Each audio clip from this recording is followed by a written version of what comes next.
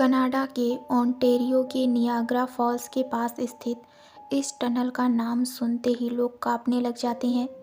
इस टनल का निर्माण सन 1900 में ग्रांड रेलवे लाइंस के ठीक नीचे किया गया था और इस टनल को बनाने का उद्देश्य उस इलाके के पानी के बहाव के पास स्थित खेतों की सिंचाई के लिए प्रयोग किया जाना था। 16 फीट ऊंची और 125 फीट लंबी इस टनल की कहानी किसी को भी हिला कर रख सकती है। टनल का निर्माण हुए काफ़ी वक्त बीत गया था और सब कुछ बहुत आराम से और ठीक ठाक चल रहा था, लेकिन अचानक एक दिन यहाँ एक दर्दनाक हादसा हुआ जिसने सब कुछ बदल कर रख दिया।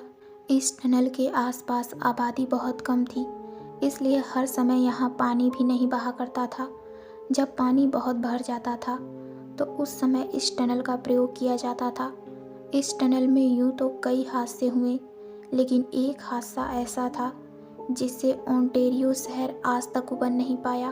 एक बार की बात है जब इस टनल में पानी का बहाव नहीं था। इस टनल के पास एक घर में बाप और बेटी रहा करते थे। हवा का रुख बहुत तेज था और चारों ओर सिर्फ अंधेरा था।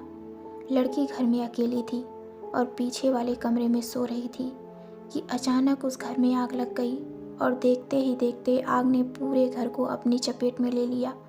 लड़की ने घर से बाहर निकलने की कोशिश की, लेकिन तब तक उसके कपड़ों को आग ने पकड़ लिया। खुद को बचाने के लिए वह टनल की तरफ भागी, लेकिन टनल में भी उस समय पानी नहीं था। आग की जलन की वजह से वह चीखती चिल्लाती रही।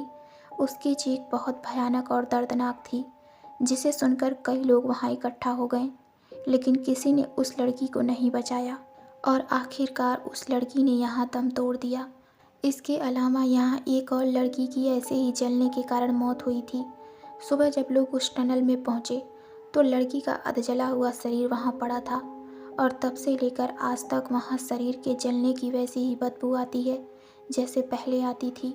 स्थानीय लोगों का कहना है कि अगर कोई उस स्थान पर रोशनी करता है तो उन लड़कियों की रूहें उसे परेशान करती हैं। कहते हैं एक सफाई कर्मचारी जब टनल की सफाई के लिए अंदर गया तो जैसे ही उसने माचिस जलाई तभी एक भयानक चीख उस टनल में गूंजने लगी और उस कर्मचारी ने अपने सिर के ठीक ऊपर दीवार पर एक छिपकली की तरह कुछ रेंगते देखा। उसका चेहरा जला हुआ था। इस घटना के बाद वह आदमी तो बच गया, लेकिन उसका मानसिक संतुलन बिगड़ गया।